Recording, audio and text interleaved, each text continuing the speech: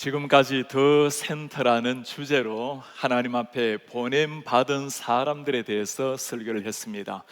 낙심의 자리에서 다시 한번 주님 앞에 일어나서 자신의 삶을 제자로 불태웠던 베드로, 예수님을 모르고 살아가다가 주님을 만나고 난 다음에 인생이 바뀌었던 삭개오, 원치 않았던 노예의 삶이었지만 하나님 앞에 견고하게 살아내었던 요셉, 이를 모를 소녀도 보았습니다. 세상의 인정을 다 뒤로 하고 광야로 가라는 하나님의 말씀에 순종이란 이름으로 달려가서 세계 선교의 깃발을 꽂았던 빌립도 보았습니다. 300명의 용사로 기적의 역사를 이루었던 기도온, 모두 하나님 앞에 신실하게 부름을 받고 보냄을 받았던 하나님의 사람들이었습니다. 구약에서 더 센터의 사명을 감당한 사람을 떠올리면 아마 가장 먼저 떠오르는 사람 중에 한 사람이 모세일 겁니다. 억압받았던 이스라엘 민족을 위해서 보냄을 받아서 그들을 하나님의 말씀으로 구출했던 민족의 영웅 모세. 오늘 말씀은 우리의 시선을 이제 하나님의 사람에게서 우리를 보내시는, 더 센터로 보내시는 그 하나님이 어떤 분이신지를 살펴보려고 합니다. 오늘 말씀은 모세의 불평으로부터 시작이 됩니다. 주님, 어찌하여 이 백성이 학대를 당하게 하십니까? 어찌하여 주님 나를 보내십니까? 그 위대했던 모세도 이렇게 불평할 수 있다는 것이 참으로 놀랍습니다. 불평할 만했습니다. 모세의 불평은 두 가지였습니다. 주님, 어찌하여 당신이 사랑하는 이스라엘 백성들이 억압받는 것을 지켜만 보고 계십니까? 그리고 아무것도 아닌 나를 어떻게 이렇게 보내셨습니까? 하나님이 모세를 보내신 곳은 바로 왕이었습니다. 이전에 요셉이 총리를 할 때는 이스라엘 백성들이 그 고센 땅에서, 애굽 땅에서 잘 정착하고 선대를 받았습니다. 이제는 요셉을 모르는 왕이 자리를 했고 이스라엘 백성들은 자유를 잃고 노예 생활로 전락이 되었습니다. 고통 속에 살았던 나날들 속에 그들은 옛 조상의 하나님을 떠올리며 주님 앞에 호소를 합니다.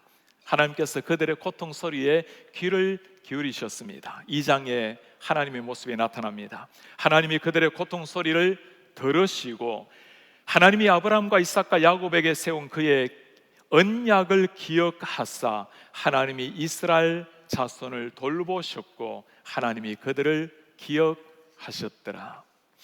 고통 소리를 들으시고 언약을 기억하시고 자기 백성을 돌보시는 하나님, 하나님께서 그 백성을 구원하시기 위해서 한 사람 모세를 세우셨습니다.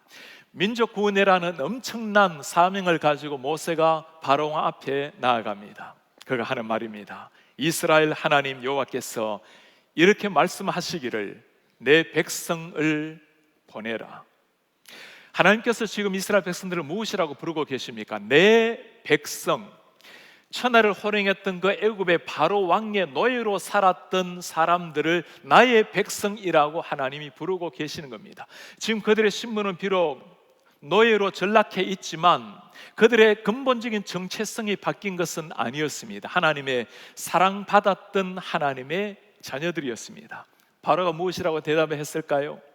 여호와께서 누구이기에 내가 그의 목소리를 듣고 이스라엘을 보내겠느냐? 나는 여호와를 알지 못하고 이스라엘을 보내지 아니하리라. 당연한 반응이었습니다.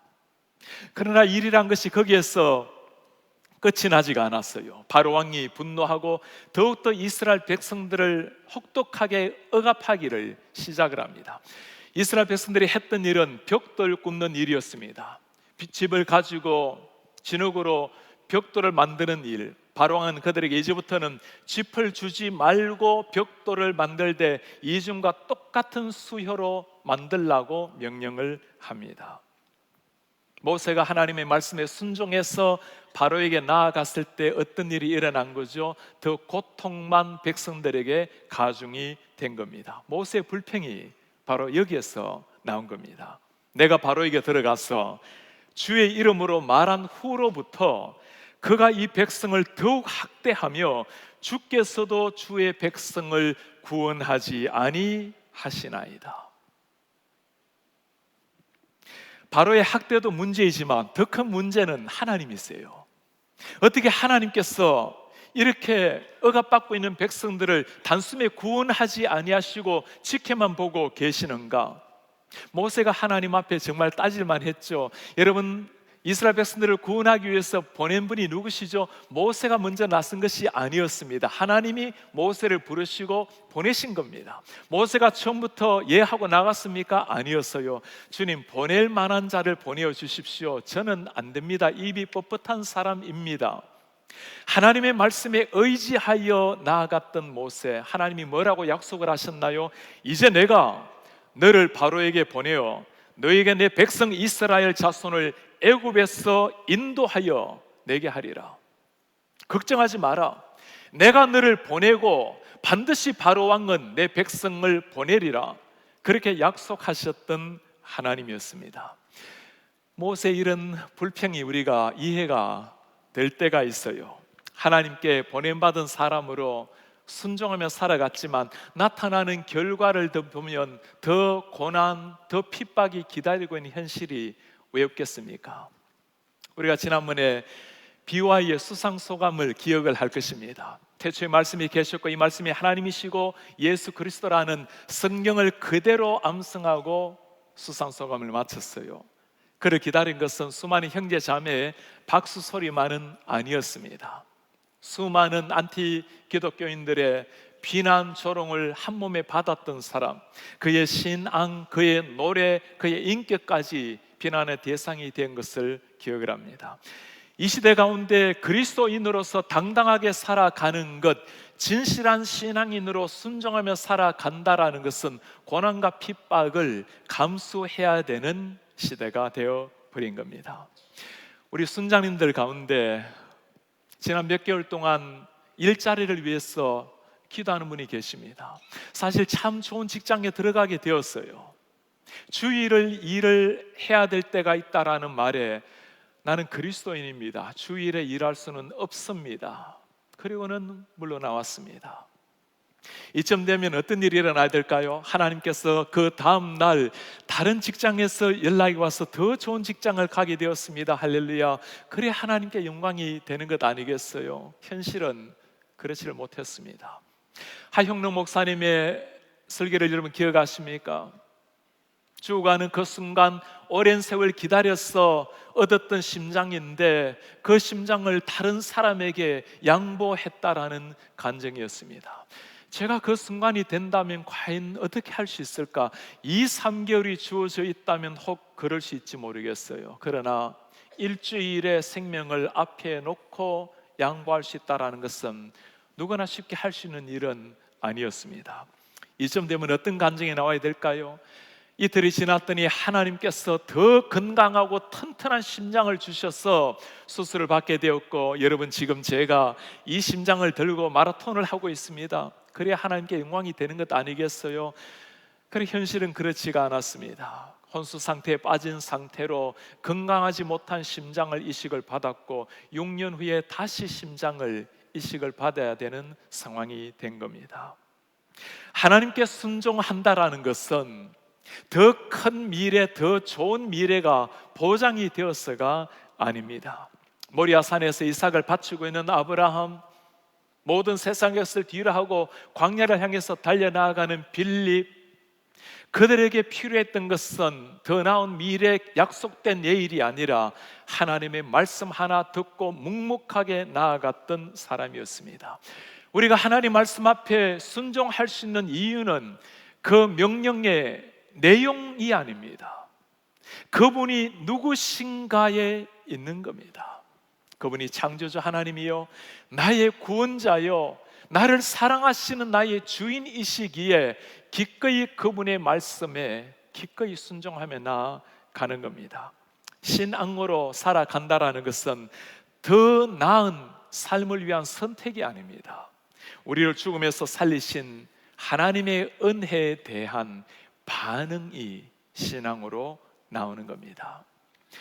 만년의 공무원의 계장으로 지내셨던 한 참귀한 안수 집사님이 계십니다. 이 공무원이라는 것이 시간이 지나면 대부분 자동적으로 직급이 높아지는 것 아닙니까? 어떤 일이 있다 해도 주일은 성수를 하고 술자리 일제 가지 아니하고 여름 가을 정기적으로 휴가를 내어서 모든 부흥회를 참석을 하고 그렇게 정직하게 강직하게 겸손하게 살아가셨던 분입니다. 세상 기준이 아니라 하나님의 기준으로 살아가셨던 분, 그분을 기다린 것은 알맞는 기쁜 승진의 소식이 아니었습니다. 그렇게 하나님 앞에 진실하게 살아갔던 분에게 당신의 아내는 아들이 8살째 이 땅을 떠나셨고, 그리고 당신 또 아들이 중학교 2학년 때 하나님의 품에 안기게 되었습니다. 아브라함처럼 하나님의 약속이 당대에 그때 성취된 것은 아니었습니다. 그러나 시간이 흐르고 참 좋은 인품의 성품의 신앙을 이어받은 그의 아들이 하나님 앞에 참으로 귀함을 받은 목사가 되었습니다. 우리 박상근 목사님의 아버님입니다. 신자가 선택하는 것은 내일이 보장되어서가 아니라 하나님이 말씀하신다면, 하나님이 기뻐하신다면 묵묵하게 나아가는 겁니다. 그러나 우리 하나님, 우리의 이런 아픔을 모르시는 분이 아니시죠. 우리 하나님 모세의 마음을 모르시겠어요? 이스라엘 백성들의 마음을 잘 아시는 우리 주님이십니다. 하나님께서 하시는 말씀입니다. 나는 여호와라. 내가 아브라함, 이삭, 야곱에게는 전능의 하나님으로 나타났으나 나의 이름을 여호와로는 그들에게 알리지 아니하였고, 이 심각한 순간에 지금 하나님께서 하시는 말씀은 이름에 대해서 말씀하고 계십니다. 그만큼 하나님의 이름이 중요하다는 것이고 이 순간 그 이름을 기억하는 것이 의미가 있다라는 말씀입니다. 전능의 하나님 엘샤다이, 천지를 창조하신 하나님의 능력을 보여주는 이름입니다. 여호와, 야훼 하나님, 야훼 하나님, 여호와 하나님은 우리에게 친밀하게 다가오셔서 우리와 함께 하시고 교제하시고 약속을 지키시는 하나님의 이름입니다. 창세기 모든 말씀을 통해서 천지를 창조하신 전능하신 하나님을 너희가 보았는데, 이제는 출애굽을 시작하면서 그 약속, 아브라함과 이삭 자손에게 하신 약속 언약을 성취할 하나님이라는 것을 여호와 이름으로 보여주시는 겁니다. 무슨 약속이었죠? 하나님이 하시는 말씀입니다. 이제 애굽 사람의 종으로 삼은 이스라엘 자손의 신음소리를 내가 듣고 나의 언약을 기억하노라. 이스라엘 백성들의 신음소리, 고통소리에 귀를 기울이셨던 하나님, 하나님께서 잊으신 것이 아니라는 겁니다. 지금 또 불꽃 같은 눈동자로 당신의 사랑하는 백성들, 비록 노예로 아파하지만 그들 위해 임하신 하나님이셨습니다. 사람들이 이렇게 물어요. 하나님이 정말 이스라엘의 하나님이시라면, 하나님이 정말 우리의 인생을 책임을 지시는 하나님이시라면 왜 그 이스라엘 백성들, 당신의 자손들을 430년이나 되도록 종살이를 하게 했습니까? 왜 그렇게 고난에 빠뜨리고 모른 채 하십니까? 출애굽의 말씀을 읽으면서 우리가 중요한 것 한 가지를 깨달아야 됩니다. 노예로 살아간다는 것은 참으로 고통스러운 일이 맞아요. 그러나 하나님께서는 그 순간에도 하나님의 놀라운 약속을 이루어가고 계시는 겁니다. 하나님의 머릿속에 하나님께서는 전 인류가 타락했을 때 어떻게 하면 인류를 구원할 것인가, 수많은 민족이 다 주님을 모르고 살아가고 있는데 하나님께서는 한 사람 한 사람이 아니라 한 민족을 일으키셔서 저 수많은 열방에게 하나님의 복음을 선포하기를 원하셨습니다. 그 민족을 위해서 하나님은 아브라함을 부르셨어요. 아브라함에게 이 민족을 약속을 하십니다. 이삭이 나오고 야곱이 나오고 12아들이 태어났습니다.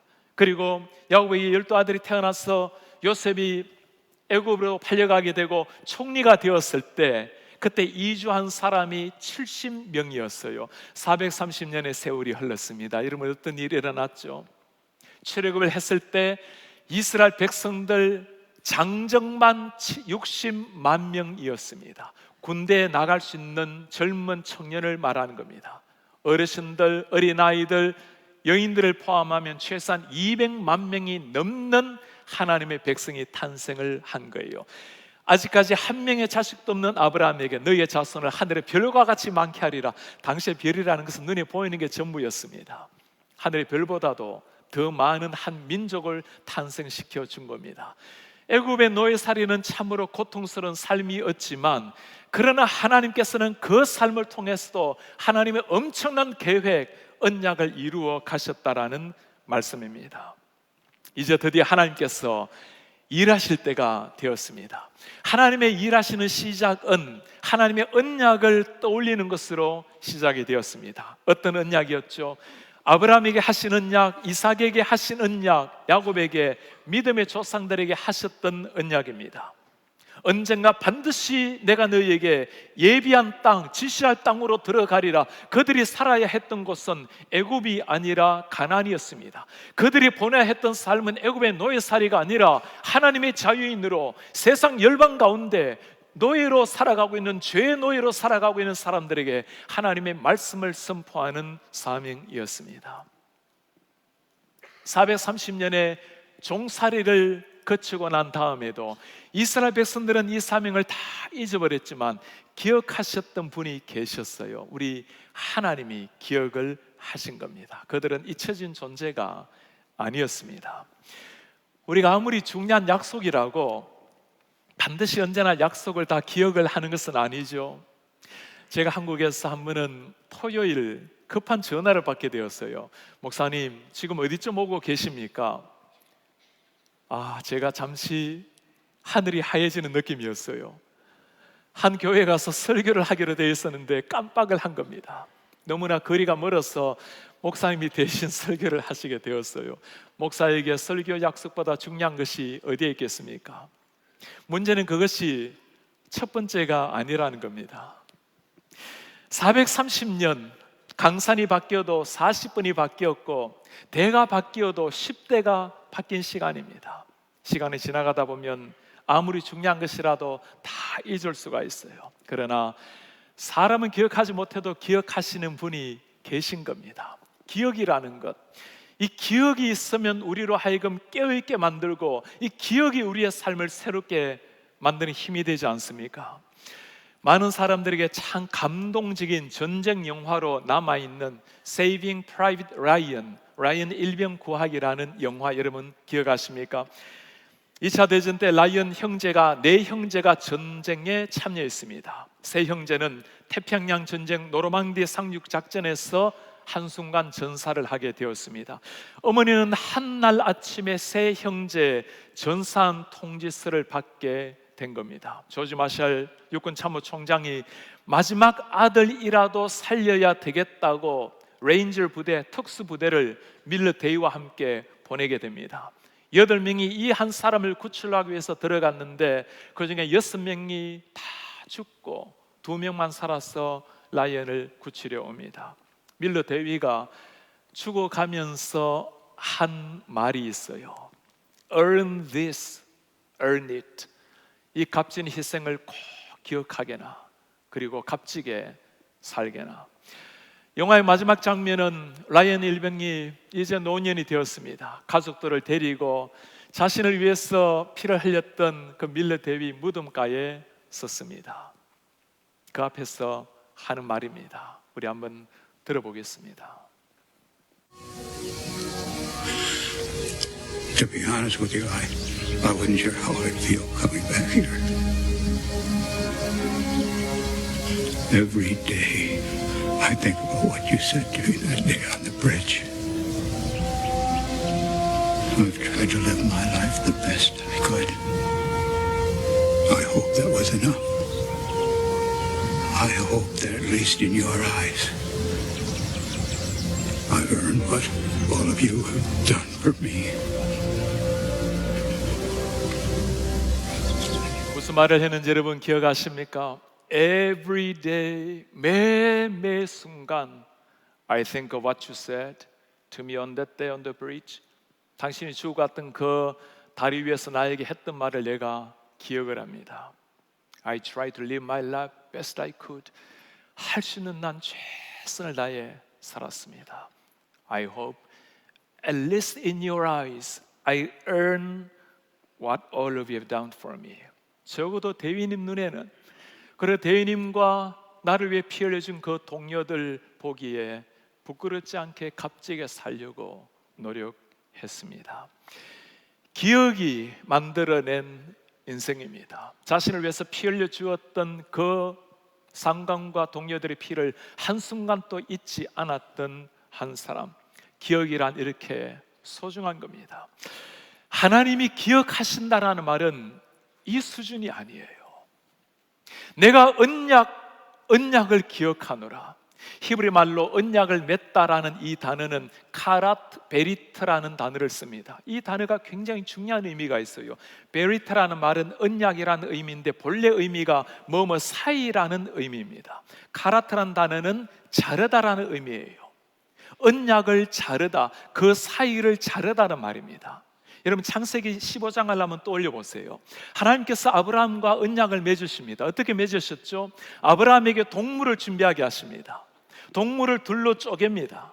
그리고 하나님의 영이 그 사이를 연기가 되어서 횃불이 되어서 그 사이를 지나가십니다. 무슨 말이죠? 누구든지 이 언약을 어기는 경우에는 이 동물의 사체처럼 죽임을 당한다라는 엄숙한 맹세가 언약입니다. 언약을 맺는다라는 말은 생명을 걸고 지킨다라는 약속입니다. 어떤 일이 일어났죠? 이스라엘 백성들 그 하나님 앞에 언약의 백성으로 온전히 살지를 못했습니다. 모든 인류가 하나님 앞에 범죄하게 되었고 그 결과로 말미암아 이 언약을 지키지 못했을 때 죽음을 당해야 되는 처참한 상황이 된 겁니다. 우리 하나님 하신 일이 뭐죠? 우리가 지키지 못했던 그 언약, 그 결과로 영원한 죽음에 들어가야 될 그 죽음을 대신해서 우리 하나님께서는 당신의 아들을 대신 보내신 겁니다. 우리가 지키지 못했던 언약을 예수님께서 십자가 위에서 친히 피를 흘리시고 친히 몸이 찢기셔서 우리를 대신해서 죽어 주신 겁니다. 그로 말미암아 나음을 입은 사람, 우리 한 사람 한 사람이에요. 언약을 지킨다라는 것, 언약을 기억한다라는 것은 생명을 걸고 하는 일입니다. 오늘 하나님 그 언약을 기억을 하신다는 겁니다. 우리는 다 잊어버리고 우리는 기억도 하지 못한 채 살아갔지만 우리 하나님께서는 때가 되셔서 그 언약을 아들을 보내셔서 이루신 겁니다. 우리에게 연로하신 우리 어르신들을 찾아다니다 보면 치매로 참 아파하시는 분들이 많이 계십니다. 치매 어르신들을 만나면 참 마음이 아프기도 하지만 때로는 감사한 마음이 들 때가 있어요. 때로는 자기 자신의 이름도 모르고 사랑하는 아들, 딸의 이름도 모르고 계시는 분들이 왜 없겠습니까? 우리 95세 김행리 권사님이 계십니다. 노안과 치매로 하루 종일 침대에 누워 계셔야 되는 분입니다. 아무것도 기억하지 못하시지만 신방 온 사람들에게 이제 어서 가시라고, 누구냐고, 당신들을 모른다고, 예배를 해도 찬송을 해도 말씀을 읽어도 계속 누구시냐고 어서 가시라고, 그러다가 마지막에 기도를 하고 아멘 하는데 그 순간 정신이 돌아오셨어요. 아멘이란 말에 큰 소리로 영광 영광, 하나님께 영광, 신방 오셔서 고맙습니다. 90세 강기성 권사님이 계십니다. 똑같이 노안과 치매로 하루 종일 침대에 누워 계시는 분이십니다. 아무것도 기억하지 못하시지만 누구냐고, 왜 오셨냐고, 중앙장로교에서 왔습니다. 그 말에 내가 중앙장로교에 평생 다닌 교회입니다. 아무것도 기억하지 못하시는 분이신데 예수님이 누구십니까? 하나님의 아들입니다. 예수님이 무엇을 하셨습니까? 십자가 위에서 나를 위해 돌아가셨습니다. 좋아하는 찬송이 있으십니까? 예수 사랑하심을. 아무것도 기억하지 못하는 모든 기억이 다 사라졌지만 하나님의 아들 예수 그리스도, 나를 위해 십자가 지신 그리스도를 기억하고 있는 귀한 분들, 때로는 아무런 기억마저 남지 않는 분들도 계세요. 그러나 여러분, 우리가 기억을 하지 못한다 할지라도 기억해 주시는 분이 계세요. 우리가 때로 육신으로 두 발로 걷지 못하고 눈조차 뜨기 힘들고 그 아름다웠던 추억들이 다 기억에서 사라져버리고 때로는 아들의 이름조차 부르지 못하는 날이 온다 해도 기억해 주시는 분이 계십니다. 그분이 하시는 말씀이에요. 야곱아, 이스라엘아, 이 일을 기억하라. 너는 내 종이라. 내가 너를 지었으니 너는 내 종이니라. 이스라엘아, 너는 나에게 잊혀지지 아니하리라. 이스라엘 백성들이 누굽니까? 하나님 앞에 경건하게 살아내었던 그 사람들은 아니었어요. 배신하고 배반하고 또 넘어지고, 그 사람들을 향해서 하나님이 말씀하십니다. 내가 너를 지었단다. 너는 결코 잊혀질 존재가 아니란다. 우리 다 마찬가지 아닙니까? 그 하늘의 하나님께서 나를 위해서 당신의 아들을 보내시고 피 흘리셔서 나를 살려내셨지만, 하나님 앞에 온전히 살아내지 못하는 나의 모습, 때로는 감히 얼굴도 들지 못하고 이런 나를 주님께서 기억조차 해주실까, 감히 하나님 앞에 입을 여 기도도 하지 못하는 우리의 모습, 그때 하나님이 우리에게 하시는 말씀이에요. 기억하라.